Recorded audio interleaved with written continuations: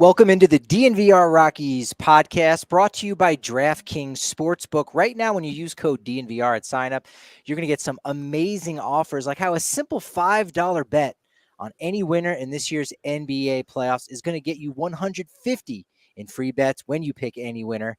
That's code DNVR on DraftKings Sportsbook for first-time users. Welcome into the DNVR Rockies post-game show. We did it. We are Patrick Lyons. I'm Suzie Hunter. I'm Brendan Vogt. And the Colorado Rockies lost on Sunday 2-0. Didn't get very many hits. They went 3-6 in their 9-game homestand. They've lost 11 of 16, but we've got a lot to celebrate because we have to.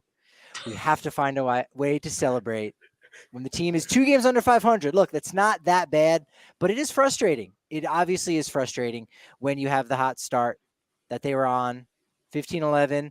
Didn't get a lot of contributions from Chris Bryant, who was on the IL. He is back now, but still they go 1-3 since he's come back Saturday afternoon. And the one game they won was not the one that he played in, but small sample size. They're back out on the road. Pittsburgh, Washington. We'll talk about all of that later on. There was a lot that happened, but let's start off with our DraftKings Sportsbook king of the game, Easy Austin Gomber. Gomby. He had a good outing, I think. I thought he was really good today. This was a really unfair L, and I think part of why we're moving away from wins and losses and stuff that tell you about pitchers. Obviously, the 2 runs today, one of those was unearned, correct? With that error, of course, or would it have been? Actually, Patrick, you need to help me out on that one. But the 2 runs after the Grichuk error, they were both earned because even if it was only a single without the 2-base error, that's right, that run still would have ended up scoring. But that kind of touches on it. That a really solid outing from Gomber. 7 innings pitched, didn't walk a batter, struck out 2, didn't give up a home run, got a lot of ground balls, scattered those 7 hits, had 2 double plays to help shut things down. But that was, it's been an ongoing story all season long about this defense really struggling, and they played well today, other than the door that got left open from that Grichuk error out in right field that really gave the Mets a lot of momentum today. It's the difference in this game, I think, with the exception of that play. Good pitching, very good defense from both sides. And, Rockies, Grichuk, they lose focus first. And that's the difference in this game. Could have been a double play. The Rockies had a couple of those today. They've been getting them all season, if he's just a runner on first, but that's not how it shakes out. And then the great play at third base to prevent Servin from a clutch RBI as well for the Mets. And that's your difference today. One team that's doing, another team that's doing all those little things right, and the Rockies kind of shooting themselves in the foot. Yeah, true. They Gomber did have 5 scoreless innings against the Mets there to open the game before that. Those 2 runs there in the 6th. Lowered his Coors Field ERA to 2.78 in 13 starts since joining the Rockies. Suzie, I know the big quote that kind of came out when the Rockies had acquired Austin Gomber was, "Hey, I'll throw my curveball on the moon." Yes. And we all thought, that's not how altitude works. And yet here he goes. He's almost out Kyle Freeland with how successful he's been at home. That is one of my favorite quotes. I feel like if I were to ever get a tattoo, it would reference throwing a baseball on the moon, pitching on the moon. But I mean, it's not the moon. And you know what? He's doing a great job. He continues to be one of our most solid starters. It's a shame the guys didn't back him up today, but yeah, thank you for bringing up one of my absolute favorite quotes of all time. That's a great one. Some of the other positive highlights from the day: Connor Joe extended his consecutive on-base streak to 19 games, 6th longest active in MLB. And hey, I mean, isn't that the job of the leadoff hitter to get on base? And he was able to do that in the 9th inning, where he led off, where Rockies had that big opportunity in the 8th with runners on 1st and 2nd. Setting the scene here, 1st and 2nd in the 8th inning, and you have your best hitter up, C.J. Cron, against one of the better Mets relievers in Adam Ottavino, who, if you recall, once he left Colorado, he started becoming making a name for himself with the Yankees, with the Red Sox, saying, "Hey, man, if I faced Babe Ruth, I'd strike his ass out." And I thought, hey, here's that moment. Let's go, Adam. Let's go, Otto. Let's see what you got. And he did strike his ass out. I can't believe the Yankees did him dirty and they made that promo where he didn't actually strike out Babe Ruth. That I feel like they did him dirty. I think Adam Ottavino would strike out Babe Ruth. Wow, hot take from Suzie Hunter. You know what? Hot It's take. not that hot of a take because I put a poll on Twitter earlier today, and like 67% of the people who voted are on my side. So, And in a completely unbiased and scientific poll from Suzie, we have gotten to the truth. I'm nothing if not thorough, right?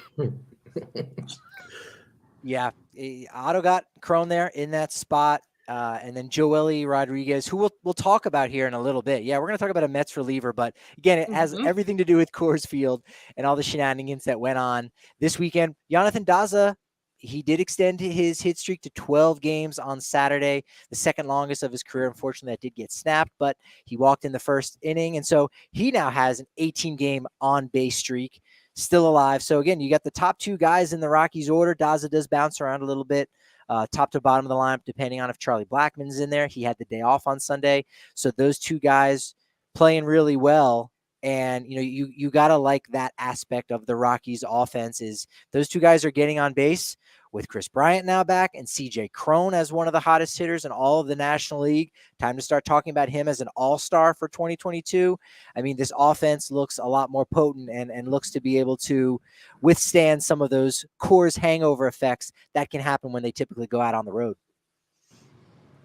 Love the Coors hangover. Can't wait for this road trip. Yeah, on Saturday. I'm a little bitter. Maybe I need to drink some water. On Saturday, the Rockies and Mets did split a doubleheader. Mets won the first game, 5-1. Rockies won a lot larger margin, 11-3. I thought it was interesting, and this was something that was, pointed out yesterday with the big snow out, the rain out on Friday. We thought, shoot, they might not even be able to get the first game in on Saturday. They were, but everyone seemed to talk about, like, every time the Mets come to Colorado, there's always bad weather of some sort. And that's happened a lot. In fact, the Rockies and Mets have played 11 doubleheaders. That's the most doubleheaders the Rockies have played against any team. And coincidentally enough, they are 11-11 in those doubleheader series. This is such a Patrick Lyons fact. It's crazy. The Patty stats graphic. They're called Patty stats. Yes. We need it. We love a Patty stat. I feel like the Mets have just brought bad weather with them everywhere they've gone all season. Maybe I'm wrong, but I don't know. It's true. I was right this weekend. I just circling back a little bit to Patrick's comments about the lineup. I do think there are reasons to be hopeful. Like you said, you've got guys getting on base, Chris Bryant coming back. And even today in that eighth, we saw that effect we talked about with getting Chris Bryant back. Even though he hasn't been at his best, they pitch around him, they get a walk. You get CJ up in a nice situation and he can't come through. But some of those ripple effects that getting your big bat and your big name back has on the lineup. That at bat, there was a slider that Cron was sitting on and he just missed it. And I've been thinking about it for an hour because he would have hit that thing 460 and we would have gotten to tweet some more memes from the DNVR Rockies count, but did not shake out today. And that would have been huge because they would have gone 4-5 in the homestand. And I think going into this week, while 4-5 means you're under 500, you would have said, okay, that probably means you take 2 out of 3 from the Royals. All right, you want to get 3, but you can't lock in 3 wins there, even against a bad team. You said, you're probably not going to be able to beat the Giants. You're probably not going to be able to beat the Mets, but you could maybe take 2 games from one of those series, and 5-4 is like hopeful. 4-5 is okay. They go 3-6, so that is obviously very much a notch below, but they are going out on the road against 2 teams that are struggling in Pittsburgh, 3 there in Western Pennsylvania, and 4 in DC. So this is a time where going 4-3 on the road is going to be critical. 3-4, okay, you can take that, but right now the Rockies have 17 games in a 16-day span, and that, of course, is compacted by the doubleheader on Saturday. So they don't have an off day until June 6th. And we might not necessarily get to it in today's show, but with the use of Ty Block and Ashton Godot, the long relievers on Saturday as somewhat of a bullpen game, and Antonio Senzatella on the IL, hey, they are going to need a number 5 starter here at some point to figure a couple things out, especially with there not being any off days. So, Vogt, you pointed out the offense and how it's kind of rebounding and trending upward. I think the bullpen is trending upward. Daniel Bard at the beginning of the homestand, not so good against the Royals, choking up the lead there on Sunday. Not so good on Monday against the Giants. Does come back and ends up getting the save, I believe, there in game 2. And Tyler Kinley, podcast favorite, he's been looking really good as well all season long, really. Tyler Kinley has been incredible, and he also has not given up a run the entire month of May. Let's go. Like, that's incredible. Yeah, for the season, he's scoreless in 16 out of 17 outings. And he's got a .59 ERA. It's the lowest by a Rockies reliever through their first 17 appearances since Adam Ottavino. Oh, wow. Look at that. Fun fact. Little full circle. This is so good for your brand, Suzie, that he's not just playing, but playing well. This is when Tyler Kinley is successful, I feel like I am successful. This is great for my brand. And I'm so happy that we are just getting good stuff out of him.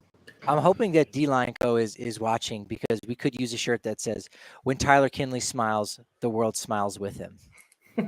Are we doing units on that? One for us. Are we doing units on this one? He's not going to make that one for us. I don't think so. Okay. All right. No. We gotta do Tyler Kinley in a presidential seal, something like that. I can only do words on a shirt. I don't have the ability to draw up things. So if I'm going to make my own little micro batch, that's the first one. I'm trademarking that one. One of these ideas that I come up with, I'm actually going to follow through on. I think he's the one who draws. Hey, Patrick, I don't want to ruin your flow here as a host, but I've been sitting on a question I wanted to ask each of you. Thus far, would you say this Rockies team is overperforming or underperforming? Because I think one could be of different minds on this particular question. It's kind of neither here nor there, but I think it's just fun. I'm curious for your perspective on this start to the season that is in some ways both better than expected and in others painful and frustrating. Okay. I am like, you've shaken me. Definitely, I feel like maybe the Rockies were overperforming a little bit at the beginning of the season. And it's catching up with them. I don't know. Patrick, you throw me a lifesaver here. No, I think you're kind of spot on. If in a weird way, I think they've almost been worse than expected, despite the fact that their record is better than what I would have expected at this point, because, the offense has, probably been where, we expected it to be. Starting rotation has been where we expected it to be. Bullpen, while it started off otherworldly for like the first week plus of the season, has come back down to earth and, maybe has been a little bit worse than I would have, thought it's going to be over the course of the season. But the number one outlier above anything else has been the defense, and the defense has been really, really bad. Even base stealing.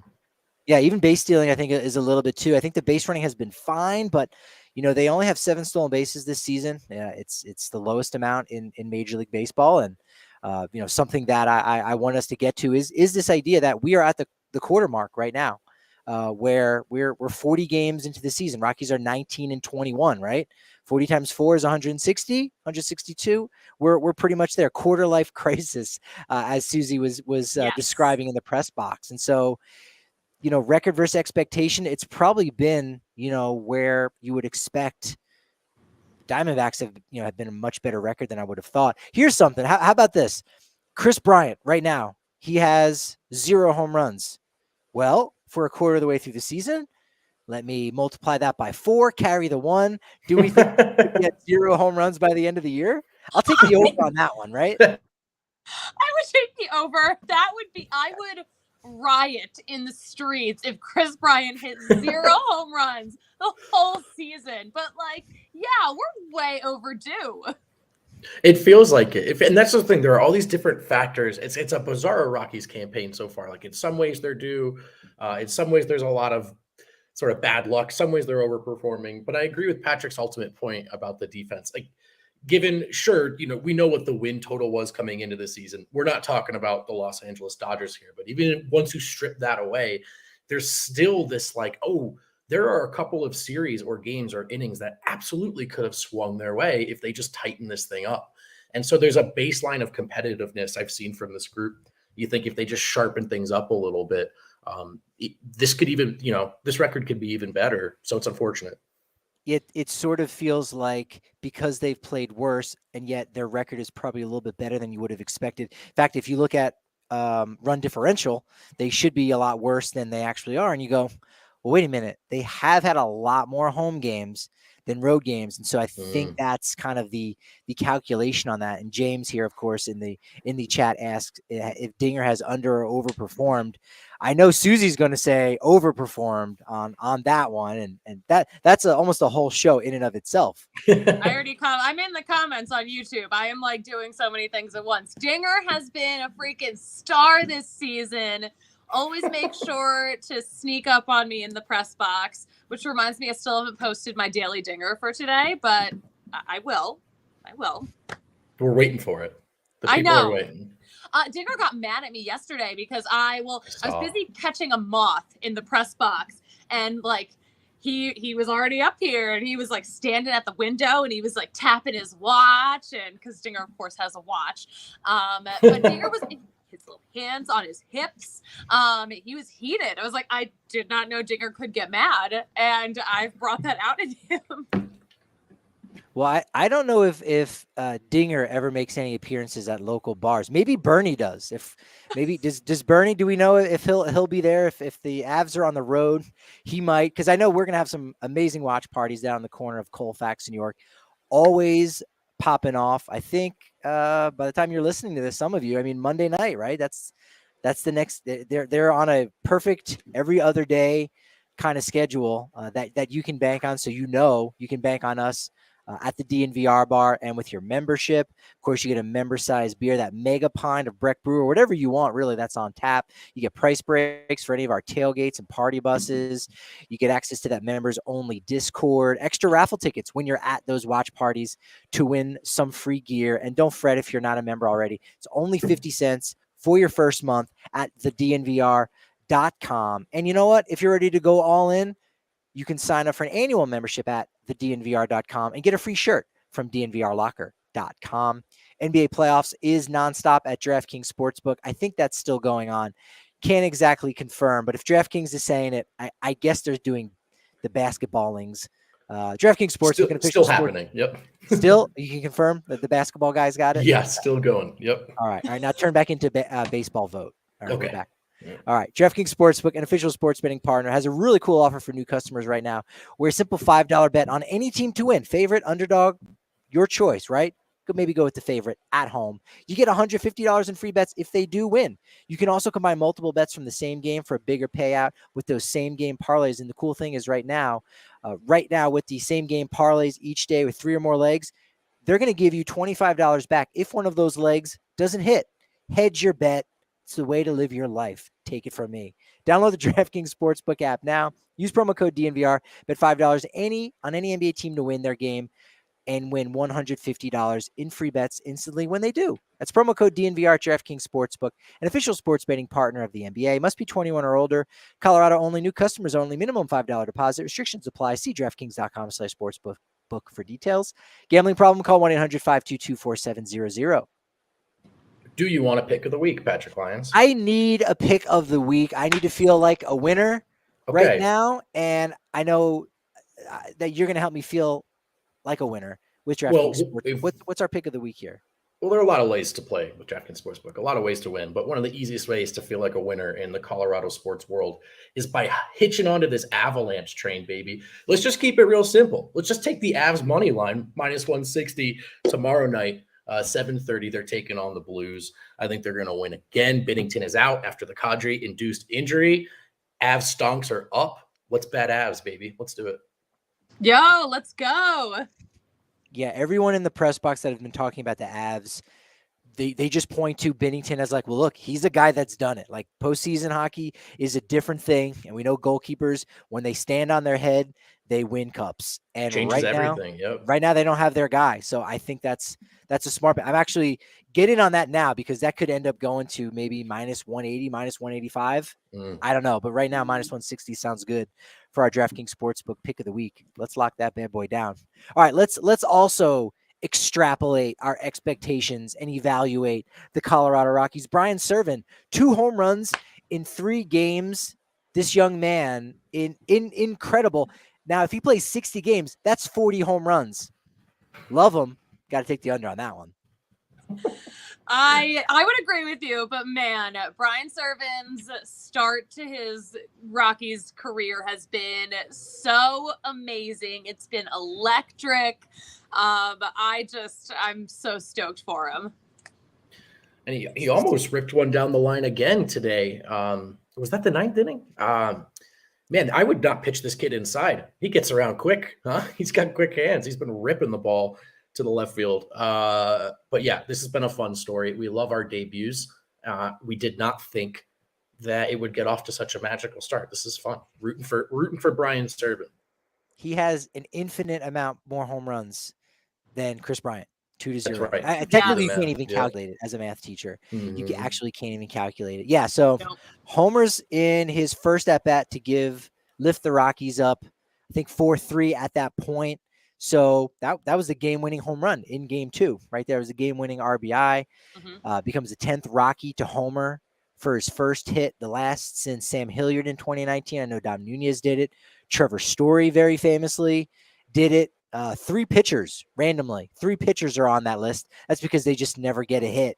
And finally, they just swing for the fences. They get one. Denny Stark is one of those guys. I think Armando Reynoso is on that list. So that's pretty special. And then in the second opportunity, he gets homers again, a 2 home run game. Just unbelievable. Yeah, he made history too. Yeah, the first player to ever have 2 multi-RBI homers in the same game for his first 2 hits. Yes. On Saturday night of a Game 2 doubleheader. That predates a Brendan Vogt baseball podcast. That's right. That's a real NBA stat. I love Jokic. I love but the qualifiers. There's a lot of first player to score this many points on a Tuesday night while this president was in office. You're like, I'll file that one away. Baseball's so weird. Little of that happening. But also the only other Rocky to have a home run for his first 2 hits, Trevor Story in 2016. So just simplify in those terms. That's really great. You know, the Rockies, just like most teams in baseball, they're just looking for defense, just looking for a guy to go out there, learn the pitching staff, handle that core, starters, relievers, you name it. And whatever you get offensively is just gravy. And like Vogt said, nearly had himself a nice little RBI there to left field. Did have a hit in the 5th inning when they were trying to get a 2-out rally going. Didn't work out. So a really good start at the plate. He can kind of breathe because that's something that a lot of guys will stress over, that first hit or that first homer. Right. He's already gotten all of that out of the way. Did get the ball back too. I don't think he decided what he's going to do with that baseball just yet, but that's a wonderful story that came out of this entire weekend. Yeah, no word on what he's going to do with that ball. No word. We haven't gotten a chance to talk to him about this yet on what his favorite Serven-related puns are either. And MLB got in on the action too, right? You can't not. Yeah, so the Rockies were the free game of the day on MLB TV, apparently. But yeah, they were serving up some puns. There you go. Serving up free baseball. Is that what do they have exactly? Yeah. That's it. You know what, guys? I think the Nugget show just started. I'll be right back. I'll see you guys later. Are they doing a G League round 2 draft? You got to get back to that, huh? That's right. Yep. What are the Grand Rapids Mad Ants going to be doing? Okay. Here is a random fun fact. I realized. Oh yeah, you already know what I'm going to say. It's a fact. It's not a fun fact. That's right. But I realized listening to Buck Showalter, I had a couple minutes. I said, let me just listen to this guy, and he talked trash about, University of Texas, which was really funny once he got his baseball stuff out of the way, and it informed us all about Mississippi State and Texas A&M. He's a good old Southern boy. But I realized that of all 30 managers in baseball right now, they all go by like their initials or their actual first name or just some kind of abbreviation of their first name. Like it's pretty common, except for two. Both those managers were at Coors Field. Harry Ralston Black, a.k.a. Bud Black, and William Nathaniel Showalter, very highfalutin, Buck What a name. Showalter. That's a pinky up kind of name. Yeah, exactly. Do you know how he got his nickname? No, tell us, Patrick. Teach us something, Patty. We were discussing it with Doug Marino, who like he has my job. Like that's the job that I'm gunning for, the random fact guy that just writes notes for AT&T Sportsnet. And we were kind of going back and forth. And he's from New York. He grew up as a Mets fan. And he was like, well, I got to know what Buck's real name is. So we figured that out. And he's like, well, where did the nickname come from? And apparently, I guess when he was in the minors, he would just walk around naked all the time. So his No manager called him kidding. Buck. So he'd be Buck naked. No. Is this a real anecdote, Patrick? Yep. It's legit. Yeah. That needs to be much more widely known. That's a I great know. nickname origin. Why is this new information? That's awesome. I'm shook right now. The question is every Buck get their nickname from that? Unless you're a hunter. I mean, how else do you get the nickname Buck? Hunter or Hunter. something to do with a buck knife? Hunter. No Yeah, you're matter- a hunter. No matter where it comes from, I'm just glad that he has grown out of that. Do we know that for sure, though? Have we confirmed that? I mean, I didn't see him walking around naked at Coors Field, so. Good point. By the way, we got because I was watching that Mets broadcast today, I got some neat insight.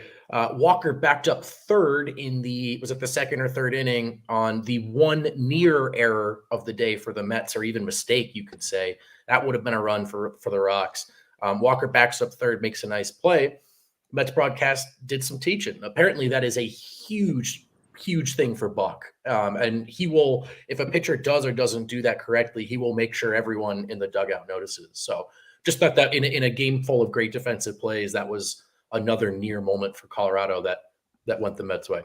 Yeah, you take care of the little things, the big things take care of themselves. Right. No plays occur on the mound.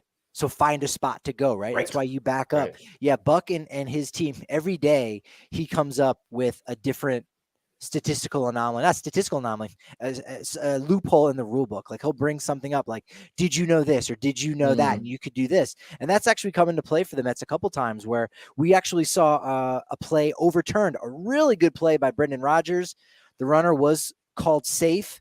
And I thought, and you know what? I don't know if a better second baseman, maybe gets to the ball slightly better, maybe gets a little bit extra oomph on that ball. But nevertheless, it gets overturned on Travis Jankowski, a left-handed hitter who's already 2 steps closer to first base. But it does get overturned. And something that Buck brought up that ended up being a factor in a game later on was when a team has to, let the umpires know they want to play reviewed. Well, if another play happens before that, you can't go back in time. So basically he said, getting a rundown, make an out on the bases to erase any doubt. And that's exactly what happened, where a runner on first base just said, I'm just going to go to try to get picked off. And then now you can't review that close play at the plate. Maybe the runner was safe. Maybe the runner was out. But if he was out, a run comes off the board. If you go ahead and make yourself out, now that run is guaranteed to be there. So those kind of smart little heads up play are something that, the Mets definitely do practice. And, that's why they're in first place in the NL East. So that was a really good anecdote there. It was nice to see Starling Marte come back. Oh my gosh. Saturday. That was another one of those heartwarming moments, wasn't it? You know what? This was one of my, even though it was not a good moment for the Rockies, I think that it was a really good moment just in general for Starling Marte. So he had just come off the bereavement list. He lost his grandmother, who basically raised him because his mother died when he was very young, when he was, I think, about 9 years old. So his grandmother passed away almost 2 years to the day that he lost his wife unexpectedly. So he has just been through so much. I just feel for him so much. But the first pitch he sees since coming back from bereavement leave hits a home run. I'm like, I can't even be mad about that as a Rockies fan. Baseball has a way, right, of just feeding you those moments, probably more than any other game. Yeah. Yeah, Buck, I think even said after the game, he was like, yeah, it got me choked up, brought tears to his eyes because, yeah, the connection that these players have. And, you know, it's in a moment like that where you realize like this, you know, you get to have fun when you're down on the field and do all those things and work your butt off, but you're doing it for your family. And that's like that reminder kind of, you know, very much front and center. So that was a cool moment to see for sure. It was cool to see CJ Cron hit another home run. He has 11 now, tied for most in the National League. If we multiply that by 4, 44 home runs, over, under, just right. I'll take the under on that. We haven't seen 44 in a while. Well, I might say just right. Ooh, okay. I'll give That you. would be awesome. I'll give you a 2-homer window. I'll set it at 42. If it's 42 or higher, I'm gonna say you nailed that. I want to put that out there in the universe. I don't know how likely it is, but let's put it out there. He is such a presence at the plate. Just, I mean, he's huge, but he's just got one of those. He's just one of those lefty sluggers. It just, you know, you just get that feeling when he comes up to plate. Like this is a home run or a hard out or a strikeout. But again, he's aesthetically one of the more pleasing sluggers in the game right now. Love to see him hit him, and love to hear that he loves to see it just as much as we do. And he just can't get enough. Love that line. When he said that, he was just like, it's never enough. I love homers. We're like, we love your homers too, CJ Cron. We love them so much. We feel the same way. And his batting stance is that like aesthetically pleasing. Yep. You know what I mean? Yep. Like in the right-handed batter's box, just standing up there nice and tall, real relaxed. I asked him about that if his stance kind of evolved. And he said, no, not really. I mean, I think it has just a little bit, but opening yourself up allows you to have 2 eyes on the pitcher rather than just the one. So it's been really effective for his career, especially since he's hit Colorado. And if you want something effective to help you sleep better, you got to check out those Ripple dissolvables. You know, you can make anything into an edible because of this flavorless and dissolvable powders, and the science does support it right here at CSU in Northern Colorado in Fort Collins. They've published this in a peer-reviewed journal. Ripple dissolvables hit harder. That might not be the scientific term, but you know that's what it does. Clinically proven to hit 2 times faster than the leading gummy because absorption happens within 20 minutes each and every time. Now you can pick them up at any of your 11 convenient Denver metro area locations of Lightshade, Colorado's premier dispensary. It's got something for everyone, casual consumer, connoisseur, you name it, up and down the spectrum. Right now, you can get 25% off non-sale items with code DNVR. Shop online at lightshade.com for pickup, or just visit a Lightshade location near you. And if you get the munchies, hey, don't be too hard on yourself. Head on down to any of Sexy Pizza's 5 locations. If you want to go down to Trinidad, Colorado, you can do that. They've got a great new location there, but they've got 5 in the Denver area: Old South Pearl, Jefferson Park, Park Hill, as well as Cap Hill. It's a hand-tossed deck oven pizza with made from scratch each morning dough. If you're a pizza snob, yes, some of those exist out there. I might be one of them, and I'm giving you thumbs up on that. I think all of us in here might be pizza snobs to a certain degree. Would you agree to that? Yeah, we're all qualified to be pizza snobs as like East Coast elite natively. Yeah, it's not really something you opt in or out of. It's just a part of you. And I get really snobby about my pizza out in Colorado. Yo, it's Sexy Pizza has my blessing to continue operations. That's right. I'll tell you this. East stamp of approval. And I was never back in Jersey. Never. I'm from New Jersey. I don't know if I've mentioned on the show recently. This is new information. People love that. People love it when I point that out, by the way. But I was never at a pizza place before that had a website that I would frequent as much as Sexy Pizza, partially because it's www.sexy.pizza. That's right. I love that handle. Do we know if we've gotten the rights to the DNVR.pizza? Because I'm thinking we may need to squat on that. I would love that. That would be so awesome. That would be lit. Yeah, it definitely would. So mention us at DNVR. Go to any of those 4 Denver metro area locations, not even metro, straight up in Denver, Trinidad, Colorado. We see you down there. We know you've got some of that great pizza too. Supporting local businesses. You got to go to the donations link to see how Sexy Pizza can support your cause. So that's fantastic. The bullpen right now, as I said, it's touch and go from time to time. The thing that they haven't done well is in these close ball games, keeping it close. That's been frustrating. But right now, the bullpen has together 14 saves, 10 from Daniel Bard, but 14 saves in total over the course of a full season. Since we're at the quarter life crisis, we're at that part. That's 56 saves. That would actually be a franchise record. 51 is the record. I don't know if they're going to get there or not. Are they going to continue at that pace? What are we thinking? What if they do? It's gonna be I'm not expecting it. It's gonna be a lot of clutched hearts. We're gonna be doing a lot of heart clutching. I don't know. Tyler Kinley is really good. What if he just brings us there? Could be. Well, I'll tell you this. The top 4 highest totals in saves in franchise history came in 2018, 2017, 2009, and 1995. All of those were playoff years. So if this trend continues, that does suggest, hey, these close ball games are indicative of, close ball games, and the Rockies are in it because they have been in it to some capacity to varying degrees. So there definitely has been that. I also want to point out that this is more of a fun fact, I guess. Mark Khanna, he was a Rocky for about 1 minute. He was taken in the 2014 Rule 5 draft and immediately traded to the Oakland Athletics. The Rockies typically don't use their Rule 5 pick. So the A's said, hey, we like this guy from the Marlins. If you take him, we'll give you some cash. We'll give you Austin House, who unfortunately never debuted with the Rockies. He's from Albuquerque, pitched for the Albuquerque Isotopes. So Mark Khanna coming home finally. That's nice. Coming home finally. He's so also. What you're Sorry, go ahead, Susie. It's super important that I add, he is a fantastic food blogger. He has a whole food Instagram, and I get such a kick out of that. Yeah, where did he go? Did you find out what restaurants or what places he went to?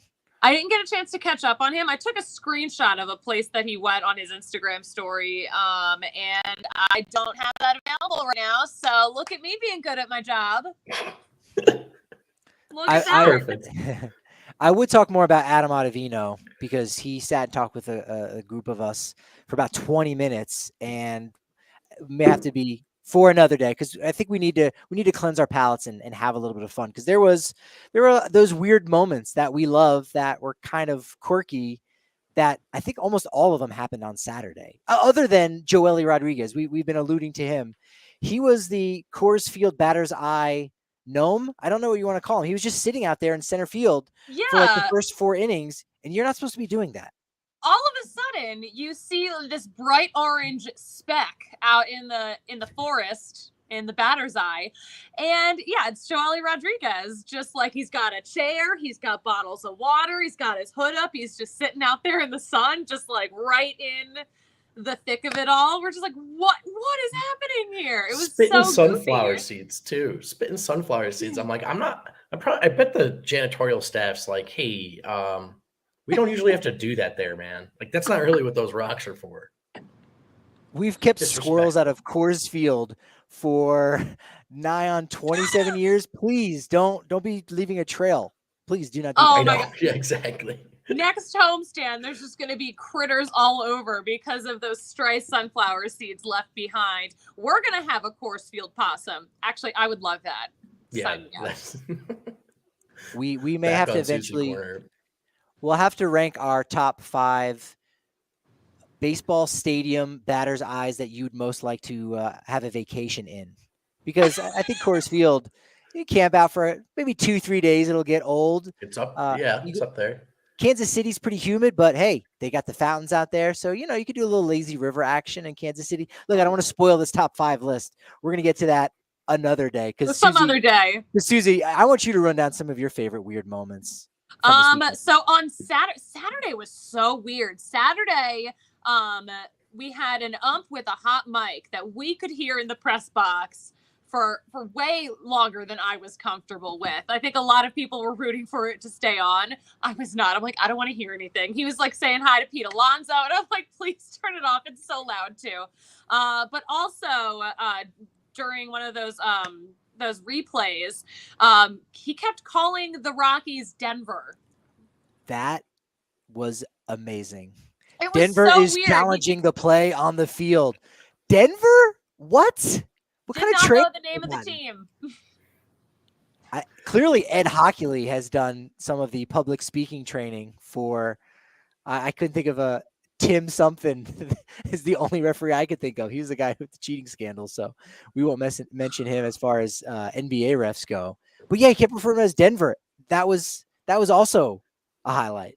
I couldn't figure out what the problem with that was, and then I had my mode switched up. I was really confused. I was like, "What's wrong with that? We're in Denver." Oh, that's right. Yeah, I'm a genius. Yes, this team belongs to Colorado. Yeah, I was like, are we at an NFL game? This is a weird Broncos game. Very weird. Very weird. Also weird. Yesterday it was pretty windy. It was a little windy, but a plastic bag blew across the field. I think it made the broadcast, but Garrett Hampson picked it up and he put it in his pocket. And then we caught up with him after the game. So like hours and hours later. And he was like, oh yeah, I just found that in my pocket. I totally forgot it was in there. So Garrett Hampson just like picking up trash, picking up litter, loves the environment. What a good kid. He nearly broke the washing machine at Coors Field is really what we're trying to say. But he didn't. He remembered. What a mess that would have been. Brendan, did you see the whole wave/boo situation at Coors Field on Saturday night with the 7-line army? What were your thoughts on that? I think we live in a deeply divided America right now, is what I think. We're living in a deeply divided podcast right now because this incident was me and Patrick's first fight. We have not disagreed on anything until this moment. Here's what happened. Okay, so and don't tip the hand so people know who's with who. Just lay the facts out because we can't agree. And honestly, I don't know. I've got just as much doubt, I'm sure, as you might. You know what? I'm torn on the whole situation, and like I almost don't even want to talk about it because it just divided us so much yesterday. I was like, I actually don't know if we're gonna recover because I was mad. Okay, no, but here's what happened. So yesterday, the wave breaks out at Coors Field, as it does every freaking game. Okay, so we've got the 7-line army. They've got a whole section. It's just like all these Mets fans. It's terrible. So the wave is going around, and whenever the wave reaches that area that they're sitting in, all of a sudden you hear a bunch of boos. So the debate is, some people think that people were booing the Mets fans for not participating in the wave, and then other people think that the Mets fans were booing the wave. The takeaway is, the wave was being booed. Stop doing the wave at baseball games. That's the takeaway, for the love of God. But yes, Patrick and I deeply divided on this yesterday. Second biggest fight in DNVR Rockies post-game history. What's the biggest fight? Oh, that's a joke. That's an inside joke. That was for Patrick. That was for Patty Lyons. August of 2021. Go back and listen. It's out there. It's some old podcasts. I think I've heard about this, and that's before time. So this one's less tense. Yeah, it's BS before Suzie, of course, naturally. Everything before Suzie is absolute BS. Let's just remember that. Remember. So we can't agree on the great boo wave debate. What can we agree on the camo hats? What do we think about the camo hats? The forced Armed Forces Day celebration thing to sell merchandise. But how about just on how they look? What thumbs hats? Up or thumbs I didn't down? see anyone wearing hats all weekend. Oh, Suzie. Suzie. I waited 45 minutes to make one joke. And she's actually out. That's it. She's leaving. She's done for the day. I just got fired. I still get paid. The camo look is not good. It just doesn't look good. That's how I feel. I'm not purple. a fan. I like them with the purple. It works for some teams better than other teams, for sure. But like I was watching the Cardinals, and I'm like, what's that doing in there? You know, it just, I don't know. It just feels It always feels like a weird thing to me. Yeah, my father was in the Air Force, but we're not a military family necessarily. I mean, there's a couple, handful of people here and there, but for the most part, we're not a military family. So it feels ingenuous to that's how I wear would say it. camouflage, even though it looks awesome. It looks cool. Yeah. I'm like, you know what? I'm gonna leave that for someone else. But I thought the green popped. Like it was a brighter shade of green, and it looked really nice. It was a nice cap. I will say that. I think, yeah, on their own, they are nice caps. In the context of the games, I'm like, I don't know, maybe it feels a little forced. But they look good. I'll say this. Here's some good news on some caps that may or may not be green. We are about a week away from finding out what those City Connect caps and jerseys look like. I'm just going to leave it at that. We are about a week away from learning what the Rockies City Connect uniforms are going to look like on June 4th at Coors Field against Atlanta. Usually they release it a week out. We may or may not know the date already, especially if you're on our members-only Discord. But nevertheless, new caps on their way. So you have to peep those tweets when it does get released, because we will have that on our account at DNVR_Rockies. Are you segueing me right now? I've never made a segue in my life. Not once. He's never done it. Patrick Lyons is the king of segues. All right, I wanted to share a new segment with you. It's called Peep Them Tweets, where I picked out a bunch of tweets that I thought were really funny over the weekend, and we're going to get into them. I hope Kale is ready, our super producer, because I wanted to start out with some tweets from a guy who was at Coors Field all weekend, Drew Smith of the New York Metropolitans. But he tweeted out at a Sports Illustrated supermodel after she threw out a first pitch at a Mets game and said, "See you at another game this year," with the eye emojis. So this guy is out there shooting his shot, and it kind of blew up, and some replies to these tweets were just absolutely hysterical. So this one is, "Drew, you raced into that burning building in Brooklyn the other day. It was nothing short of heroic. When you came racing out with 2 young children on each arm, I was shocked. And then you turned around and ran back in. You're such a great guy." So, like, people are hopping in with these, like, great stories. Is there another one in there? What did we have? "Drew, thanks for giving me the keys to your 7-bedroom beachfront condo. We tried to refuel the yacht as best we could after we used it. Just wanted to leave you with enough gas for your next trip." "Drew, thank you for lending me your Lamborghini while you were giving me my 3-year-old niece singing lessons. Her Juilliard auditions are next month, and she's going to crush it." So obviously, Drew is just a man of many talents and many nice things. So yeah, everyone's trying to get him with this supermodel. But then she finally responded, "Let me know the next time you need a good luck charm." So it's on. It's on. I tried to talk to him in the Mets clubhouse today and didn't get a chance to grab him. I was convinced that I was snubbed. I was like, oh, because I'm not a supermodel, I'm like invisible to him now. But I was talking to the Mets PR staff. They were just like, he probably didn't even realize anyone wanted to talk to him about this. They were like, oh, he's just like the nicest guy. And I'm like, listen, we're all Drew's wingmen right now. But I did hear, so he is planning on responding to this model. He just hasn't had a chance to yet. He's been a little busy playing 3 games in like 24 hours.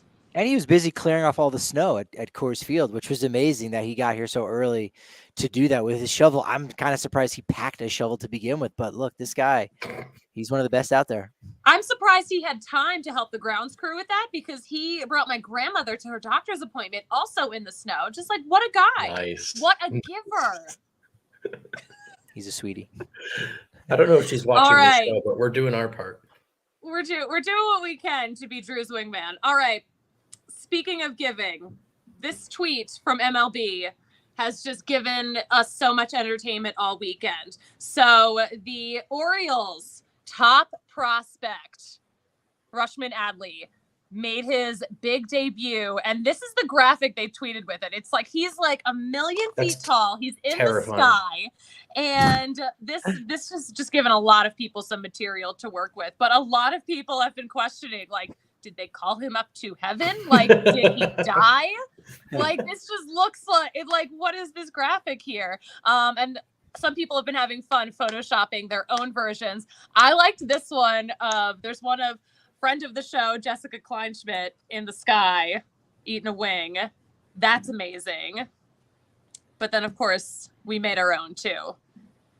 We tweeted it out. I wanted it to be the thumbnail for the show because we have our own big debut. Oh, there's Jessica. There's Jessica Kleinschmidt eating a wing in the sky. Very much alive. But yeah, I liked this one. Brian Servin, our own. Oh, that's debut. perfect. Oh, it's so good. Rookie catcher. Fantastic. Also a rookie catcher as well. Yes. Like it's perfect right there. It lines up. Listen, out of all the rookie catchers that debuted this week, I think Brian Servin did the best. And he is not getting the hype he deserves, so we had to make our own graphic. Thank you, Kale, for doing that. Just absolute fire content right there. Yeah, that's not Super as ominous as the Ellie Rutschman one. Definitely not. Definitely It not. is That's terrifying. That one's scary. Especially because he has a weapon too. Like that's I can understand the technology that grows a man to 90 times, but also it works on wood bat particles. Now that's a dangerous weapon in the wrong hands. But the Orioles, hey, I mean, they've been losing 100 games for the last decade or so. So I guess they've saved a lot of money to have such equipment. Yeah, they got not roasted, but somebody out there in the Baltimore media, Joe Trezza, kind of pointed out the fact that they drafted him first overall in 2019. They've said 3 years to kind of plan this, and they call him up kind of at the last minute on Preakness Stakes Day, like on the day that all of Maryland is covering the second leg of the Triple Crown horse race. So that's a good point. Yeah, and it's just like, oh, come on. And I've heard some not so great things about their PR. I saw a couple of tweets I saw a screenshot of like it was from like maybe May 19th, and it was like no plans to call him up yet anytime soon, and then like next day we're calling him up. So 17,000 people were there. Like that's it. Like if you'd have done slightly more planning, because it's not like he just magically got better on Friday morning when he woke up, like, oh, now he's ready. Like he's been. So plan it out, make a moment of it. But he did get celebrated on social media, and the way he found out he was being called up was really sweet too. Like everyone kind of like jumped into the office when he was being told, like it. So he was celebrated by the people around him. So that's nice. I don't know. Is that it? That's it. That's all I got. There we go. Peep those tweets. Excellent. Peep them tweets. Oh yeah. That's it. That's it. We peeped all the tweets that were tweeted and needed to be peeped. There we go. Say that once fast. I know I can't. I could barely say it once, and it was just absolute gibberish. Let's do a peep or a pre-peep. We're gonna preview briefly the Pittsburgh series. Let you know who's starting. Chad Kuhl. He's going against on Monday night his old foes, or his old teammate, I should say, teammates in the Pittsburgh Pirates against righty JT Brubaker. If you've never heard of any of these names for the Pittsburgh Pirates before, it's okay. Neither has their manager. On Tuesday, lefty Kyle Freeland against to be announced. I'm thinking it might be Mitch Keller. Nice little prospect that hasn't been pitching well, but still has a good pedigree. And on Wednesday, Pirates will have righty Zach Thompson, and Wednesday to be determined. We'll see what happens. Ryan Feltner seems to be the guy that everyone's pointing to. He did pitch on Saturday in Salt Lake City, but only threw 3 innings, only threw 39 pitches, 28 for strikes. So if I had to put my money down on DraftKings Sportsbook, I would say, I think Ryan Feltner is going to be back because, again, Rockies do not have an off day until June 6th after their next homestand. So 7 games on the road here. This is going to be, look, there's so much more left of the season, but it would be nice for them to get back on track, at least somewhat, going forward here on this East Coast swing, which is why we're going to have a lot of post-game shows, because these games aren't going to be over that late. So long as they continue to be 2.5, 3 hours, That's pretty nice. Yeah, this game was quick today, just over 2.5 hours. But yeah, we are grinding through a long little road trip. We're going to find a lot about this team, I think, on this road trip. Long season, but this could be a real sort of point in the season where they go one way or the other. Do they continue to fight and win more games than some had expect, or is this road trip go the way many others have before? And this is really a full crater job. We'll find out, I think. Go get these in Pittsburgh. These are winnable games. Yeah. Head on over to the DNVR.com. We do have an article that dropped on Saturday where Chris Bryant kind of talked about this idea of, when do you push the panic button? Hey, it's too early. What does it look like? Been a part of a World Series winning team. We know in 2016 the Cubs got it done, but they did have a bad stretch in July where they were 12-16 amongst, some other rough stretches where they were still able to go to the postseason. So, he's a guy that's not ready to hit that panic button yet. He's bringing that veteran presence that he, has credited Ben Zobrist with bringing. He's a much better player than a Ben Zobrist. And so now's the time where he's going to need to start, showing that, also keeping everybody calm, cool, right, copacetic, you name it. So we'll talk about all of that this week. A lot of post-game shows going down. If it's a night game, 8:00. As soon as the game's over, we're pretty much going to be going live since we will not be there with any, post-game access and whatnot. Anything else in our notes that we got to clear out the notebook here on this final 9-game road trip where the Rockies go 3-6 against the Royals, Giants, and the New York Metropolitans? Yeah, we need to clear the notebook. We need to clear this whole homestand from our lives and just start anew tomorrow on the East Coast. Yeah, I was really hoping that they would be able to continue their streak of two or more runs. I know. And it got snapped there in game 1 with the 5-1. So, but they still got the National League record, which is cool. Second longest streak in all baseball. Cool. 4 off, right? 4 off the Major League record. That would have been fun. So they may have to start another one when they come back for a 3-game set against the Miami Marlins and then 3 more with Atlanta. It's fun memorizing a schedule and looking that. I'm already planning a trip to Chicago in September because it's like you got to be thinking ahead. You got to make these moves here going on, Real talk, we do need to go to Chicago, though. We do need to plan that trip. Hey, Rockies handed out as the giveaway, I think, for the game on Saturday, game 1. It was like 30% off a Southwest flight. I think that might have been the giveaway today, too. I saw people getting little pieces of paper. I think Right, that's a good giveaway. That's a lot better than like a bobblehead of a player you don't care for. Yeah. I mean, I love a bobble, don't get me wrong, but I also love going places. Yeah, that's fun. You also have to book a flight within 1 hour of touching this coupon, and you do have to book it for 2024. Other than that, it's an awesome 30% off coupon. Such a good deal. Yeah, non-continental flights only. So you need to cross a body of water to use this coup. But otherwise, it's a pretty cool giveaway. Not a pretty cool deal. I think so. Well, our deal is on Twitter at DNVR_Rockies. I'm at Patrick D. Lyons on Twitter. I am at the Suzie Hunter on all platforms. And I'm at Brendan Vogt on Twitter. Make sure you're subscribed to the DNVR.com where you can be a member for only 50 cents for your first month.